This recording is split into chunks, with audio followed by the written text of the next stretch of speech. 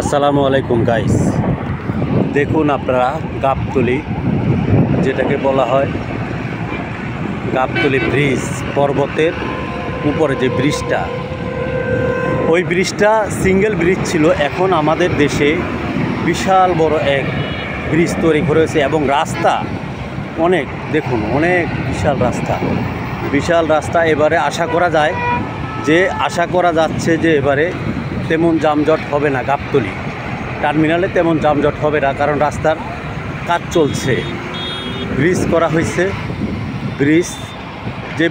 আগের যে ব্রিজটা ছিল, যেটাকে আমিনবাজার কিংবা পর্বত ব্রিজ বলা হতো, সেই ব্রিজটার কিন্তু কাজ চলছে। দেখছেন আপনাদের দেখাচ্ছি, ব্রিজটার কাজ চলছে, কিন্তু কাজ চলছে আপনার এক পাশে ছেড়ে দিছে, কিন্তু অনেক মানে ওটার থেকে ডাবল ব্রিজ করা হয়েছে।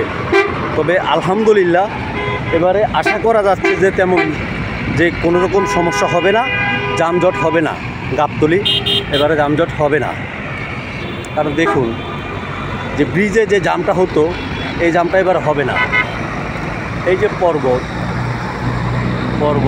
এই যে দেখুন আপনারা দেখাচ্ছে, এই যে পর্বতের, এই যে দীপু সাহেবের বাড়ি, এই যেটা পর্বত থেকে যে ব্রিজটা আসছে, এই ব্রিজটা বিশাল আকারে, এই যে কাজ চলছে, ব্রিজের কাজ চলছে।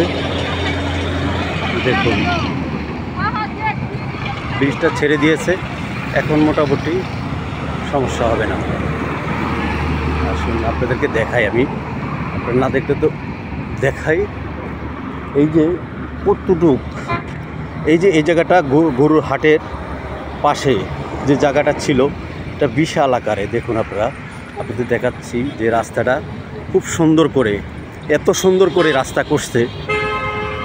সুন্দর রাস্তা করছে, ব্রিজ করতেছে, খুবই সুন্দর।